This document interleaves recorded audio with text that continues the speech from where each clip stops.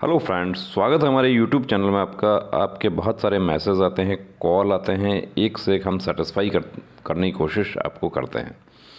अब ये देखिए, एक चैट आपको दिखा रहा हूँ। ये मैंने एक्चुअली अभी देखा कि इसमें था कि सर मैं फ़िट हो गया हूँ और बड़ा अच्छा लगा मुझे, तो मैंने पुराना चैट देखा। अब ये सबसे पहले मैसेज क्या है, 2 अक्टूबर 2020 का मैसेज है। उस समय आपके री मेडिकल जो थे प्रोसेस चल रही थी, एसएससी जीडी के कैंडिडेट हैं। अब ये पंजाबी में मुझे नहीं आता है पढ़ना, लेकिन इनको रिप्लाई हमने उस समय पंजाबी में किया है। ये हमारे ऑपरेटर के काम है, ये वो पंजाबी आती है उनको। ये देखिए, पूरा पंजाबी में चैट चल रहा है।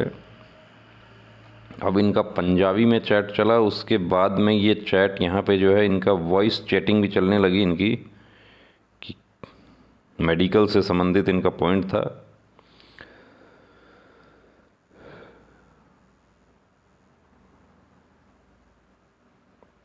फिर ये एक्चुअली फ़िट हो जाते हैं, ये फ़िट हो जाते हैं, बहुत अच्छी बात है। री मेडिकल फ़िट हो गए।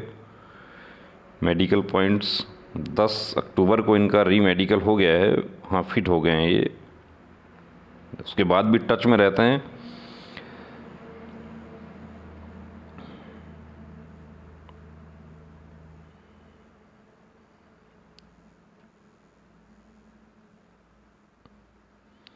अब रिजेक्शन स्लिप के लिए इन्होंने एक जगह पूछा कि क्या अभी भी रिजेक्शन स्लिप आ रहे हैं, क्योंकि आपके रीमेडिकल होने के बाद में बहुत सारे कैंडिडेट्स को डाउट था और रिजेक्शन स्लिप आ भी रहे थे। जो नेम मिसमैच वाले, डॉक्यूमेंट्स वाले जो रिजेक्शन थे वो उस समय भी आ रहे थे। लेकिन ये रिजेक्शन एक्चुअली पुराने रिजेक्शन थे। उसके बाद रिजेक्शन जो थे वो रीमेडिकल के बाद साधारणतः रिजेक्शन जो थे वो बंद हो गए थे।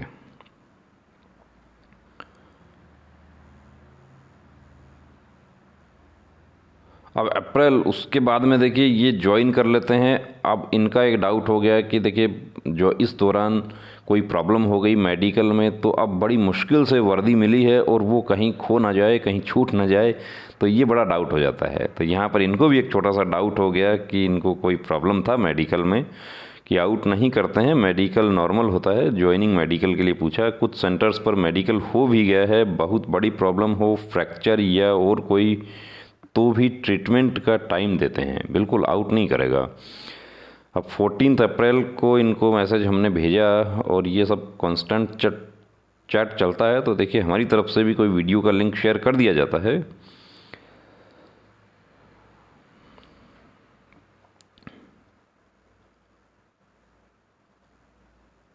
अब इनको एक्चुअली पाइल्स का जो नॉर्मल जो डाउट लग रहा था, तो पाइल्स 2 प्रकार की होती है। कई बार आप एक जगह से दूसरी जगह जाते हैं, आपका खान पान चेंज होता है, उसमें भी कॉन्स्टिपेशन वगैरह हो जाता है, कब्ज हो जाता है कैंडिडेट को।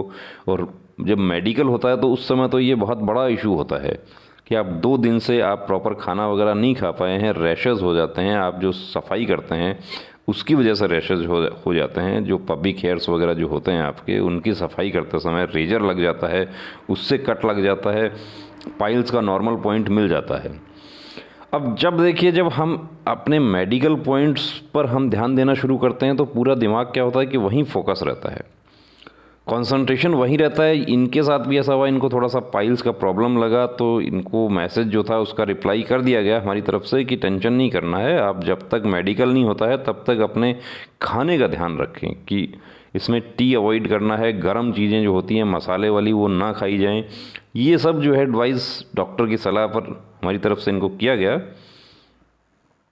अब इनसे जो अंडरटेकिंग लिया गया, तो ये अंडरटेकिंग क्या था, सेल्फ डिक्लेरेशन ये एक्चुअली था कि इस दौरान जब डिटेल मेडिकल हुआ था या रीमेडिकल हुआ था, उसके बाद आपका 1 साल डिटेल मेडिकल के बाद में हो गया, तो इस बार ये सबसे ज़्यादा परेशानी आई है। अन्यथा क्या होता है कि आपका डिटेल मेडिकल होता है, उसके बाद 12 महीने के अंदर अंदर आपका ज्वाइनिंग हो जाती है, तो ये सेल्फ डिक्लेरेशन वगैरह की ज़रूरत वहाँ पर नहीं पड़ती है। लेकिन अब की बार ये लॉकडाउन की वजह से 1 साल से ज़्यादा हो गया, तो हमारे कुछ सेंटर्स पे जो साथी फ्रेश मेडिकल फिट वाले थे उनके साथ बड़ी प्रॉब्लम आ गई। सीआरपीएफ के कुछ सेंटर्स में उनको अभी भी रोका हुआ है, उनको ट्रेनिंग सेंटर पर नहीं भेजा गया। अब ऐसे वीडियोज जब आते हैं तो एक कैंडिडेट को और ज़्यादा टेंशन हो जाती है। वो टेंशन इनको भी हुई, तो इनको ये फॉर्म जो फिल करवाया था उसके लिए इन्होंने पूछा कि ये हम फॉर्म फिल करवाया है, ये क्या चीज़ है। तो इसमें लिखा है कि डीएमई के बाद आज तक आपको कोई मेडिकल प्रॉब्लम नहीं हुई है, आपने कोई जानकारी छुपाई नहीं है, सब सही बताया है। अब इस दौरान एक कैंडिडेट जो है वो सीआरपीएफ के सेंटर से आउट हो गया, तो उसका हमने वीडियो बनाया। तो इन्होंने फिर हमसे पूछा कि ये क्या, क्यों आउट किया इसको, क्योंकि अभी खुद को भी डर लग रहा है कि कहीं मुझे आउट नहीं कर दें। देखिए, कुछ तो हमारे साथी ऐसे हैं कि जो वहाँ जाके वापस चले गए, कुछ गए नहीं, लेकिन कुछ ऐसे भी हैं जिनको वाकई इसका ज़रूरत था। चाहे वो अपना फैमिली बैकग्राउंड है, चाहे वो कहीं ना कहीं एक वर्दी पहनने की ललक है, चाहे किसी भी तरीके से हम देखें, कुछ हमारे साथी ऐसे भी हैं कि जिनको जो मिल गया है, बहुत बड़ा धन्यवाद वो ईश्वर का कर रहे हैं। उसको मेजर प्रॉब्लम था, उसको चोट लगी थी टेस्टिस पर, उसके एक टेस्टिस उसका बॉडी के अंदर चला गया। बहुत बड़ी प्रॉब्लम होती है, टेस्टिस की थैली में सिर्फ एक ही टेस्टिस है, जबकि उसने जब डिटेल मेडिकल पास किया था उस समय उसके दोनों टेस्टिस सही थे। एक्चुअली वो कैंडिडेट जो था सीआरपीएफ का, उसका कुछ दवाइयों का साइड इफ़ेक्ट हो गया और उसका एक टेस्टिस सूख गया, और वो उसके लिए मतलब कहते हैं कि बहुत ही, जिसको कहते हैं अनफॉर्चुनेट हुआ उसके साथ में, और वो उसकी वजह से उसको अब आउट कर दिया है वहाँ से, सीआरपीएफ से।